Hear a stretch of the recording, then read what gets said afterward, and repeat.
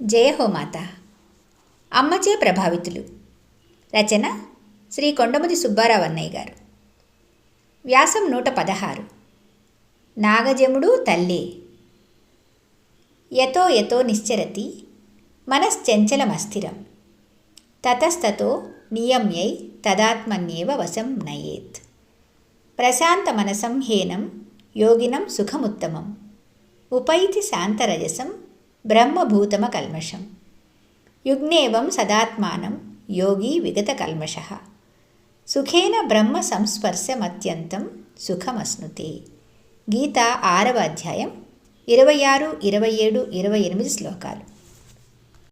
చంచలము అస్థిరము అయిన మనస్సు ఏ ఏ విషయాల మీదకు వెళుతుందో ఆయా విషయాల నుంచి దానిని మళ్లించి ఆత్మ మీదే నిలకడగా ఉంచాలి.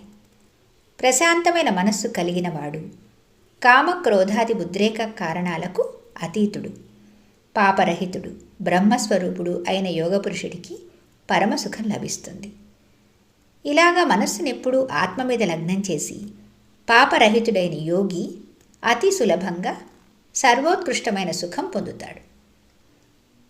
వెలలేని నీ గాథ వినిపించెదా, లోకాన నీ జ్యోతి వెలిగించెదా, ఆడుచు పాడుచు నీ కథ చాటుచు పయనించెదనో ఓయమ్మ, ప్రాణము వదలెదనోయమ్మ.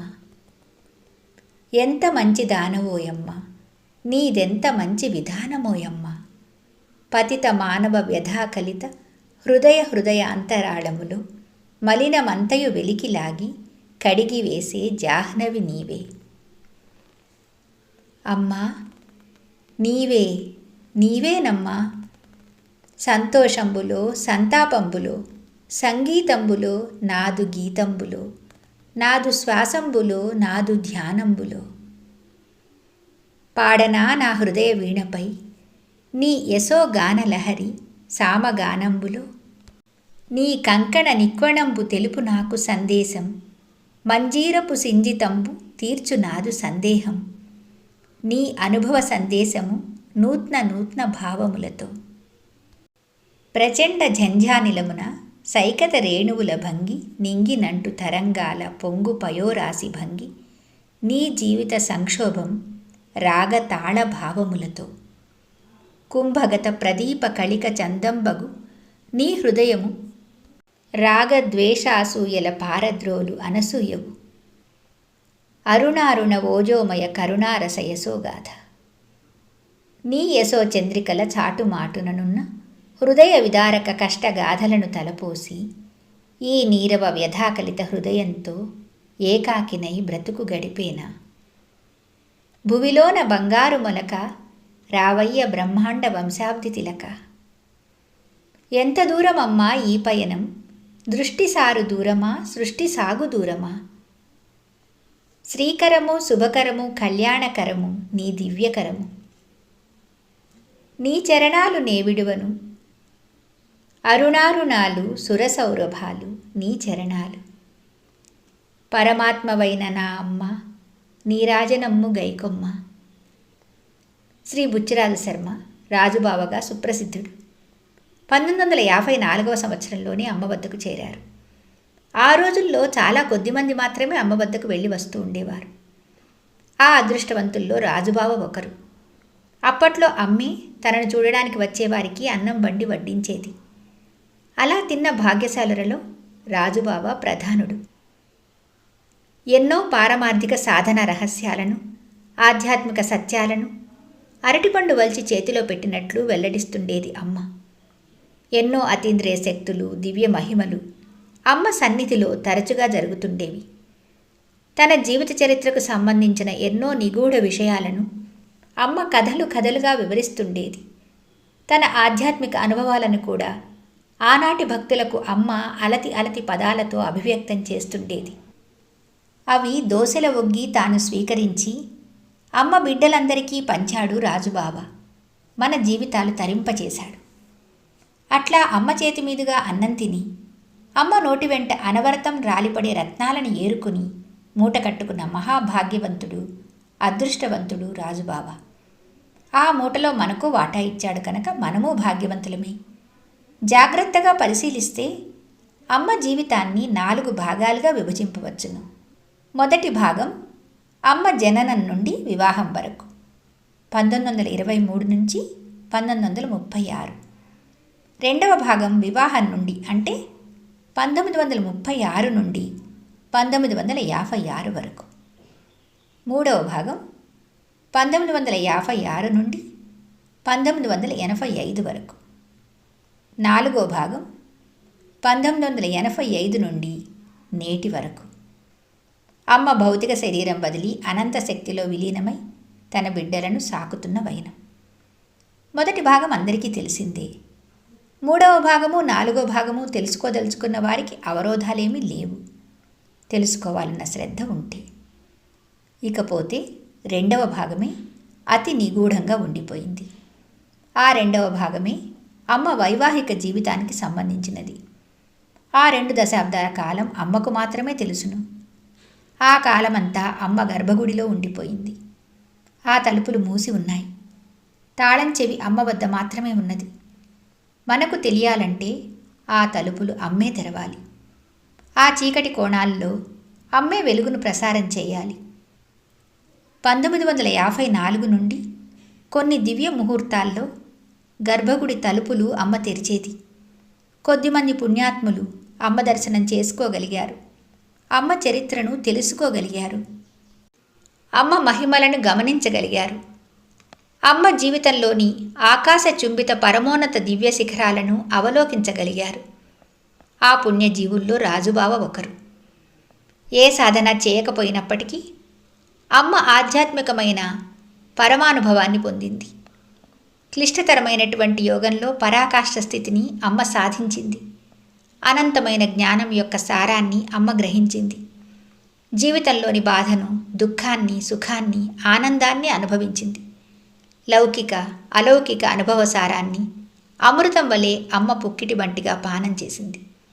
తన అపార అనుభవ సాగరంలోంచి అమృతాన్ని తీర్థం వలె ఉద్ధరణలతో కొద్దిమందికి పంచింది. ఆ కొద్దిమందిలో రాజుబావ లాంటి భావకుడు, కవి, గీతకారుడు ఉండటం మనందరి అదృష్టం. రాజుబావ కనుకే అవి మనదాకా వచ్చాయి.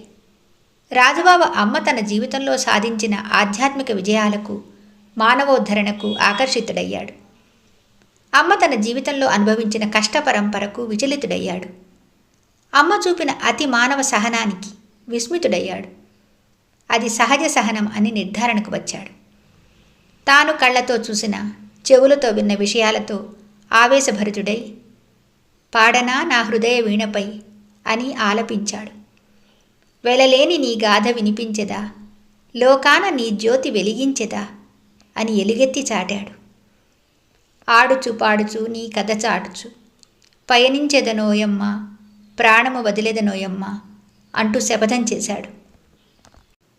ఎంత మంచిదానవోయమ్మ, నీదెంత మంచి విధానమోయమ్మ అని రాజుబావ 1956 ఫిబ్రవరి 15వ తేదీన మొట్టమొదటి పాట వ్రాశాడు. తరువాత ఆ ప్రవాహం కొనసాగింది. ఆ అనుభవాలన్నీ లోచూపు పేరిట ఒక గ్రంథం వెలువరించాడు.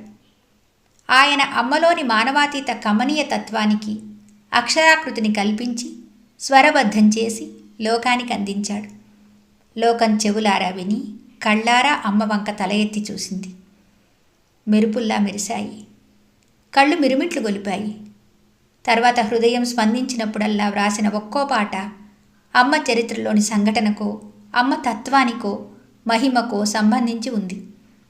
అమ్మ జీవితంలోని 2వ అధ్యాయానికి సంబంధించిన అనేక అజ్ఞాత సంఘటనలు ఈ పాటల్లో మనకు సాంకేతికంగా దర్శనమిస్తాయి.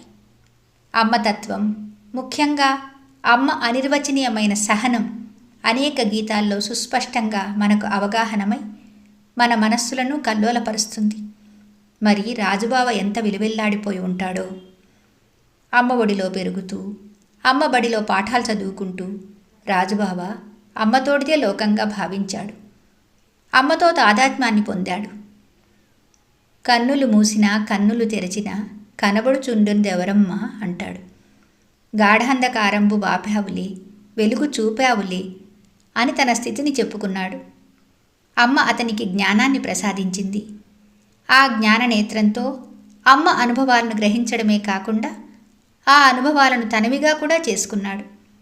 అనుభవసారాన్ని మహాప్రవాహంగా మన వైపు మళ్లించి ఆ ప్రవాహంలో మనల్ని ముంచెత్తాడు రాజుబావ. అమ్మా నీవే, నీవేనమ్మా, సంతోషంబులో సంతాపంబులో సంగీతంబులో నాదు గీతంబులో నాదు శ్వాసంబులో నాదు ధ్యానంబులో అంటూ అంతటా అమ్మనే చూస్తూ వింటూ తన్మయమైపోయాడు రాజుబావ. ఆ తన్మయతే పాటలకు మాధుర్యాన్ని, రామణీయకాన్ని సంతరించి పెట్టాయి. రాజుబావ జీవితం ధన్యమైంది. రామకృష్ణ అన్నయ్య మాటలలో శ్రీ వెంకటేశ్వరుని స్తుతించిన అన్నమయ్య, శ్రీరాముని గానం చేసిన త్యాగయ్య, మధుర మీనాక్షిదేవిని స్తోత్రం చేసిన ముత్తుస్వామి దీక్షితులు, కంచి కామాక్షిదేవిని స్తుతించిన శ్యామశాస్త్రి, మువ్వగోపాలుని పాటలలో మురిపించిన క్షేత్రయ్య, భద్రాద్రి రాముని సేవించిన రామదాసు, వీరంతా వివిధ ఆకృతుల్లో వెలసిన పరమేశ్వరుణ్ణి కృతుల్లో ఆరాధించి ధన్యులయ్యారు. రాజుబావ ఆ కోవకు చెందిన వాగ్గేయకారుడు. వాళ్ళందరూ పరోక్షానుభూతి కలిగినవారు. రాజుబావ ప్రత్యక్షానుభూతి కలిగిన భాగ్యశాలి. అమ్మ గురించి సృష్టింపబడ్డ సాహిత్యానికి ఆద్యుడు. అతడు మనందరికీ అగ్రజుడు, ఆదర్శం. ఆయన గీతాలు గాయకులకు సంగీతార్ణవమే కాదు, సామాన్యులకు నిత్యవరణీయం, నిత్య స్మరణీయము. 1930 జనవరి 3వ తారీఖున మన్నవలో శ్రీ మన్నవ బాలకృష్ణ శర్మ గారి దంపతులకు రాజుబావ జన్మించారు. 1958లో గంగరాజు లోకనాథరావు గారి కూతురు ప్రభావతి అక్కయ్యతో వివాహం జరిగింది. జిల్లెళ్లమూడిలో జరిగిన మొదటి వివాహం ఇదే. 1954 జూన్ నెలలో మొదటిసారి అమ్మను దర్శించేదాకా రాజుబావకు మన్నవవాడైనప్పటికీ అమ్మ ఎవరో తెలియదు. మామగారు శ్రీ గంగరాజు లోకనాథం గారి ఆదేశానుసారము కుంకుమ పొట్లాల కొరకు కొమ్మూరు గ్రామం నుంచి జిల్లెళ్లముడి అమ్మ వద్దకు సైకిల్పై తన 23వ ఏట రాజుబావ వచ్చాడు. క్రమేపీ అమ్మపై విశ్వాసం కలిగింది. ఆ రోజుల్లో రాజుబావ తరచుగా కొమ్మూరు నుండి జిల్లెళ్లమూడి, జిల్లెళ్లమూడి నుంచి కొమ్మూరు వెళ్తుండేవాడు. కొమ్మూరు వెళ్లేసరికి రాత్రి అయి అంతా చీకటిమయం అయ్యేది. ఆశ్చర్యం, రాజుబావ నడుస్తున్న త్రోవలో ముందు 2 గజాల మేర వెన్నెల పరిచినట్లు కనిపించేది. రాజుబావతో పాటు అది ముందుకు సాగేది. ఇంటి గడప చేరుకోగానే ఆగిపోయేది, అదృశ్యమయ్యేది. కలాపి చిలకరించినట్టు రాజుబావకు మార్గదర్శనం చేయటానికి అది రాజుబావ ముందర 2 గజాల ముందు అవసరమైనంత వరకే వెన్నెల కనిపించేది. అమ్మతో రాజుబావకు ఎన్నో అనుభవాలు. రాజుబావ నేను పొట్లకాయ తినకూడదంటే అమ్మ తినిపించేది, ఏది తినకూడదు అంటే అదే తినిపించేది.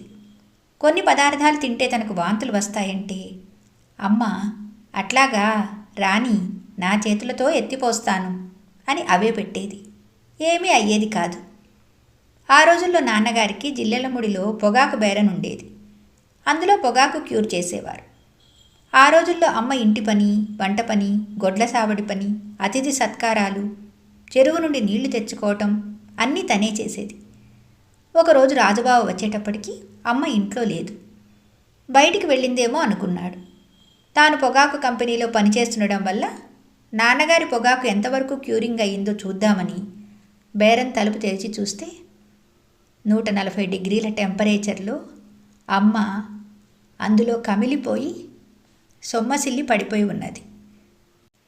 తర్వాత నెమ్మదిగా లేచి వచ్చింది. అలాంటి సంఘటనలు ఎన్ని చూశాడో. అమ్మ చరిత్ర మొదట రాసినది కూడా రాజుబావకు చూపించింది అమ్మ. కారణాంతరాల వల్ల అది కాలగర్భంలో కలిసిపోయింది. అమ్మ విశ్వమాతృత్వ భావన గురించి ఒక సంఘటన ఉదహరించేవాడు రాజుబావ. అది ఇది. రాజుబావ మాటలలోనే విందాం. ఇది అమ్మ చెప్పినదే. 1947 ప్రాంతాల్లో సంగతి. ఆ రోజుల్లో బాపట్ల నుంచి జిల్లెళ్లమూడి దారిలో డొంక పక్కన నాగజముడు పొదలు ఉండేవి.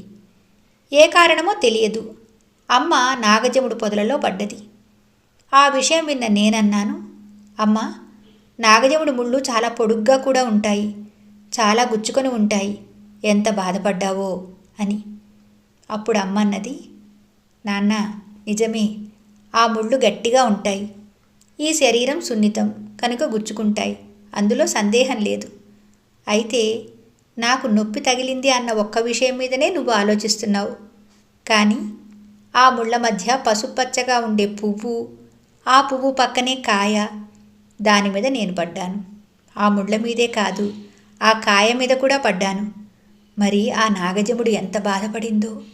ముళ్ళు గుచ్చుకుందని ఒకే విషయాన్ని ఆలోచిస్తున్నావు, ఇంకొకటి కూడా ఆలోచించాలి. ఆ నాగజముడు ముళ్ళు ఎందుకు పెట్టుకుంది? ఎందుకంటే ప్రతి జీవి కూడా తన సంతానాన్ని వృద్ధి చేసుకోవడం కోసం కొన్ని ఏర్పాట్లు చేసుకుంటుంది, రక్షణ వ్యవస్థను ఏర్పాటు చేసుకుంటుంది. ఆ పండు పగిలి గింజలు చెల్లాచెదురై తన జాతి వృద్ధి చెందాలి. అది అక్కడ ఉన్న సృష్టి. దాన్ని రక్షించుకోవడం కోసం ఈ ముళ్ళు పక్కనే ఉంటాయి. ఆ నాగజముడు అనేది తల్లి నాన్న. తన బిడ్డలను రక్షించుకోవడం కోసం ఈ ముళ్ళ రక్షక కవచాన్ని పెట్టుకుంది అని చెప్పింది అమ్మ. ఎంతటి విశ్వజనని కాకపోతే ఆ విధంగా నాగజముడిలో కూడా మాతృత్వాన్ని తాను దర్శించగలిగింది, మనకి బోధించగలిగింది అని తన భావాన్ని తెలియచేశాడు రాజుబావ. 1981 సంవత్సరంలో ఫిబ్రవరి 17వ తేదీన నాన్నగారు అమ్మలో విలీనమైన సమయంలో జిల్లెళ్ళముడి వచ్చి నాన్నగారి గురించి ఇలా వ్రాశాడు. చూశాను ఆనాడు నీలోని అమ్మను అనే పాట రాశారు. అందులో కరుణించుము మరణము ఇచ్చి నేడైనా రేపైనా అంటూ రాశారు. నా దృష్టిలో మరణమన్నా మోక్షమన్నా ఒకటే అన్నారు. అందుకు అమ్మ చెప్పిందే ఆయనకు ఆధారం. వస్తుతః సనాతన సంప్రదాయవాది అయినా ఆయనను అమితంగా ఆకర్షించిన అమ్మ విధానం ఇది. దానిని ఈ విధంగా వ్యక్తపరిచాడు. మోక్షము కైవల్యం పొందటం కష్టతరమని సాంప్రదాయ వేదాంతం బోధిస్తున్నది. ఈ విషయం యుగాలుగా తరతరాలుగా మానవుల మనసుల్ని బాధిస్తుంది. ఆ లక్ష్యం ఎన్నటికో ఎప్పటికో కానీ పొందడానికి వీలు లేదు అనే నైరాస్య భావం కృంగదీస్తున్నది. ఈ నేపథ్యంలో భేషరతుగా అందరికీ సుగతే అని వరాన్ని అయాచితంగా అనుగ్రహించింది అమ్మ. ఎవరైనా వచ్చిన చోటికి పోక తప్పదు. ఎవరికైనా సుగతి అంటే లక్ష్యం గమ్యం ఒకటేనని, ఆ ఒక్కటి అమ్మే అని నా ప్రగాఢ విశ్వాసం అన్నారు రాజుబావ. 2015 డిసెంబర్లో రాజుబావ అన్నపూర్ణాలయ నూతన భవన ప్రారంభోత్సవానికి జిల్లెళ్ళముడి వచ్చి తిరిగి హైదరాబాదు వెళ్ళిన దగ్గర నుండి నిత్యము 108 సార్లు అమ్మ అష్టోత్తర శతనామ పారాయణం చేయటం మొదలుపెట్టారు. మొదలుపెట్టిన దగ్గర నుంచి అమ్మ రోజూ ప్రత్యక్షం కావడం జరిగింది. పిల్లలు తమ గదిలోకి వచ్చి పడుకోమని కోరినా రాజుబావ వెళ్ళలేదు. అమ్మ కనిపిస్తున్నది అని చెప్పారు. చివరి వరకు పారాయణ ఆపలేదు. ఒకరోజు పిల్లలు పలకరించడానికి వస్తే, అమ్మ వచ్చింది, మీకు కనిపిస్తున్నదా అని వారిని అడిగారు.